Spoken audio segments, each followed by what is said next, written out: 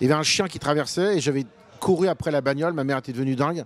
Elle me dit: qu'est-ce que tu fais? Je dis: bah voilà, parce que les gens vont peut-être pas éviter le chien, mais moi, ils vont certainement m'éviter. Pour les jeunes qui me connaissent pas, c'est pas grave, mais j'essaye de faire des trucs qu'on fait pas au quotidien. Dès que c'est un peu classique, ça m'ennuie quand même beaucoup. Comme je suis un raid dingue d'animaux et un raid dingue de son et de musique, j'ai créé un événement il y a 9 ans maintenant qui s'appelle la Nuit de la Déprime. Et c'est un pied de nez à toute cette morosité ambiante. Je me suis dit, bah tiens, je vais réunir tous les plus grands chanteurs, les plus grands musiciens, pour jouer ou chanter leurs morceaux les plus tristes. Alors la première année, il y avait Véronique Sanson, il y a Nicoletta qui a chanté Il est mort le soleil, il y a Alice Donna qui a chanté Je suis malade, Enrico Macias, J'ai quitté mon pays. Enfin voilà, tout ça s'enchaîne, mais au premier degré. Parce que plus on est au premier degré, plus c'est marrant. Ou pas. Donc il y a des gens qui viennent, qui achètent leur place, qui viennent au premier degré. Donc ils viennent en pleurant vraiment. Il y en a d'autres qui viennent avec des larmes dessinées sur le visage. Il y a plein de jeunes dans mon équipe qui distribuent des chocolats, qui distribuent des croquettes pour chiens et chats. C'est pour les animaux. Toute la billetterie, je donne tout aux animaux. Il y a Gilles Marchal, meilleur ouvrier de France, ex-pâtissier du Crillon, qui offre des madeleines parce que pleurer comme une madeleine. J'ai des partenaires qui offrent des mouchoirs en papier. Voilà, parce qu'il faut bien qu'ils chialent quelque part. Et le tout fait au final, fait qu'on se marre. Et ça dure depuis 9 ans. Donc au début on m'a dit: mais pourquoi tu fais pas la nuit du bonheur? Je dis: le bonheur, on s'en fout un peu. Moi je préfère les gens déprimés, au moins on est sûr que c'est vrai. Et je suis content parce qu'on donne plein d'argent. Depuis 5 ans j'ai donné plus de 150 000 € aux associations pour animaux. La passion pour les animaux, mais moi j'avais 5-6 ans, 7 ans, et moi je me souviens, on habitait sur une grande avenue dans l'Aube, et il y avait un chien qui traversait et j'avais couru après la bagnole. Ma mère était devenue dingue.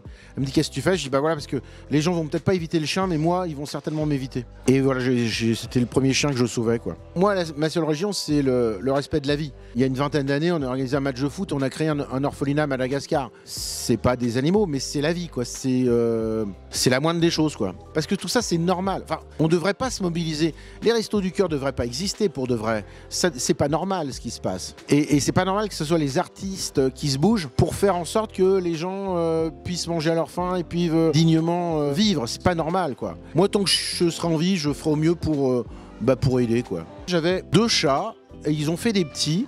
Et donc au bout d'un an, ils étaient 5-6. Et donc j'ai filé ça à une association, parce que moi je pensais que toutes les associations étaient sympas et normales et aimaient les animaux. Et donc j'ai filé ça à l'école des chats de l'Aube.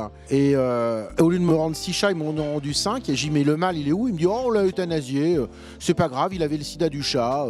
Voilà, c'est pas grave. Vraiment avec ce ton, Et donc j'étais à 2 doigts de frapper, pour de vrai, j'ai jamais frappé qui que ce soit. Mais c'est tellement scandaleux de pas respecter la vie à ce point-là. À ce jour, ils trouvent toujours ça normal. Et c'est moi qui suis cinglé. À ce jour, c'est ça qui est hallucinant. Donc ce que j'ai fait en septembre, il y a 1 an et demi, j'ai réuni les chatons, les femelles, enfin j'ai réuni les chats qu'il y avait. Et je leur ai dit: écoutez, on a tué votre mari et votre père, je vous garde.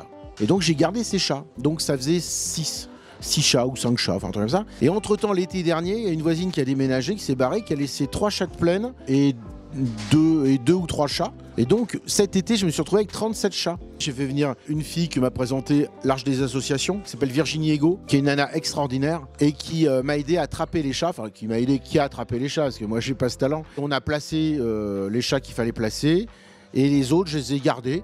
Donc j'en ai 15, 16 à peu près. Alors là j'ai fait la dalle béton chez moi. On va installer un chalet qui fera 40 mètres carrés sur 2 étages et demi. Et là mon idée, je vais mettre 4 caméras télé et je vais faire une télé pour chats, je vais faire télé miaou. La télé des chats. À l'entrée, il y aura un poster de Michel Sardou. Et les internautes pourront mettre uniquement avec Cobuzz des chansons que de Michel Sardou. Alors les gens évidemment me disent: ah bon, mais pourquoi Sardou? Voilà. Là je prépare des trucs avec Claude Lelouch. Je me rappelle cet été, on avait plein de réunions de travail et je l'ai annulé 2 fois. Mais comme moi j'ai pas de filtre, je dis la vérité, je dis: je suis désolé Claude, je peux pas. Là je suis vraiment avec mes chats, là ils ont un petit virus, faut que je m'en occupe. Je pourrais pas venir. Donc j'ai annulé 2 rendez-vous avec Lelouch pour des chats, quoi. Et si je peux sauver, je sauve. Moi je vis vraiment dans les bois, là. Là, on peut pas me traiter de bobo. Je crois que je vis dans un village, il y a 12 maisons, depuis plus de 20 ans. Et il y a un mec, un propriétaire terrien, Thomas Churlin, très sympa, qui a du champagne, qui a 150 hectares avec sa sœur et ses frères. Et donc j'y vais, et il y a un pressoir énorme. Comme il n'y a pas de pesticides et des pucerons, pour bouffer les pucerons, il y a toute la biodiversité qui vient becqueter les pucerons dans le pressoir. Enfin, avant le pressoir. Mais dans le pressoir, ils ont laissé les coccinelles, les escargots, les pince-oreilles, enfin tout ce qui fait la biodiversité qui vient bouffer les pucerons. Et là, on les retrouve dans le pressoir avant que ça soit pressé. Et là, je dis: ah, il y a une étape qui me gêne, quoi. Il me dit quoi? Je dis bah je préférais qu'on presse le raisin après avoir enlevé toutes ces bêtes, quoi. Je dis parce que vous pouvez pas être content qu'il n'y ait plus de pucerons grâce aux coccinelles et après laisser crever les bêtes qui font en sorte qu'il n'y ait plus de pucerons. Il y a un truc qui me dérange. Il me dit tu veux faire quoi? Je dis bah faut trier. Il m'appelle 6 mois après, il me dit bah voilà faut trier. Bah, on va trier. Donc on a un truc qui vibre avec un diamètre de je sais pas 1 cm, un poil moins peut-être. Donc le raisin est trié et tout ce qui est petites feuilles, petits cailloux, coccinelles, insectes, tout ça, ça va dans un tiroir en dessous. Donc à la fin, quand les raisins sont passés dans la trieuse, on retire le tiroir et on rejette, on libère la biodiversité, quoi. Mais ils m'ont pris pour un taré, mais en même temps, comme de toute façon, ça me dérange pas parce que pour moi c'est un pléonasme, je suis complètement cinglé et ça me va.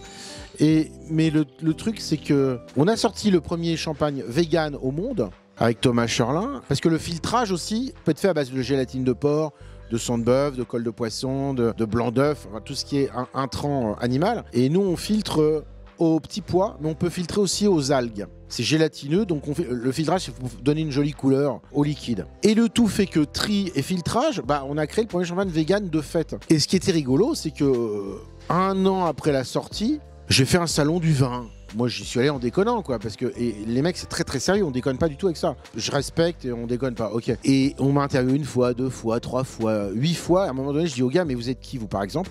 Et il me dit, nous, on est revus du vin de France. Je suis ok, d'accord. Et alors? Il me dit, on a goûté le champagne, on lui a mis la note de 15 sur 20. Et je fais partie des 10, 15, 20 meilleurs champagnes dans le genre, quoi. Et Jean-Pierre Papin adore ce champagne. Donc, les jeunes ne savent pas qui est Jean-Pierre Papin. Il était ballon d'or, hein, bien avant Benzema. Alors, Richard Orlinski, c'est un mec qui cartonne, mais c'est monstrueux tellement il cartonne. Après, on n'aime pas, hein, mais peu importe. C'est le mec qui vend le plus d'art dans le monde. C'est planétaire. Il est fait à partir de matériaux composites bio. Il utilise beaucoup de végétaux, Voilà. Et un soir, je dînais avec lui, parce que j'étais avec d'autres amis. Il me dit Richard Orlinski, je ne connais pas, mais bon. Donc je suis là, bon, ok. Et je tâte un peu le terrain. Et le mec, très sympa. Je suis bon, ok, c'est cool. Mais il y a un truc qui me dérange quand même, mais très sympa. 3 jours après, je l'appelle, j'écoute Richard, j'étais content de faire ta connaissance, c'était vraiment très cool. Bah moi aussi, génial, vraiment. Comme j'ai pas de filtre, on se parle normalement. Et je dis, il y a un truc qui me dérange chez toi quand même. Il me dit quoi? Je dis, tu peux pas te permettre de faire fortune à ce point-là en vendant des statues d'animaux sans leur reverser des droits d'auteur. Je dis, parce que les gens qui t'aiment bien, ils vont continuer à bien t'aimer. Les gens qui t'aiment pas vont se dire, ah, ce mec-là, finalement, il est pas mal. Et peut-être tu peux même multiplier ton chiffre d'affaires par 2. Qu'est-ce que t'en penses? Bon, mais là, depuis, c'est devenu un super ami. Parce qu'il m'a dit, c'est génial. Ils me disent, ouais, mais on va pas reverser comme ça de l'argent au hasard. Enfin, c'était un pourcentage, je crois que c'était 5%. On est parti sur 5%. Je leur ai dit, mais je vous écoute. Et ils m'ont dit, ce serait bien de se maquer, entre guillemets, avec une association. Et redonner à chaque association avec laquelle on a signé un contrat, voilà, reverser après. Mais impliquer les associations en amont. Je dis, ouais, c'est intelligent. Par exemple, LPO, c'est les oiseaux. Donc, on va les impliquer en amont et on va choisir 3 statuts d'oiseaux et qui seront vendus avec, il y aura 5% qui seront du chiffre d'affaires qui sera reversé de la vente, pardon, pas du chiffre d'affaires, le prix de vente, qui sera reversé aux associations. Et pareil avec les pandas, avec les autres statuts pour WWF. Enfin voilà, on va mettre toutes les assos dans le coup, 30 millions d'amis, Brigitte Bardot, enfin voilà, PETA, etc. Et c'est bien d'impliquer, les impliquer en amont. Et après, moi, mon rêve, pour de vrai, c'est d'aller faire Walt Disney. Parce que l'argent qu'ils ont fait sur le dos des animaux, ils reversent ne serait-ce que 1% ou 0,5%. Il n'y a plus aucune association dans le monde qui a besoin d'argent. Bravo. Vive la bonne humeur. Je sais pas quoi vous dire. Ça, c'est le mot de la fin, ça.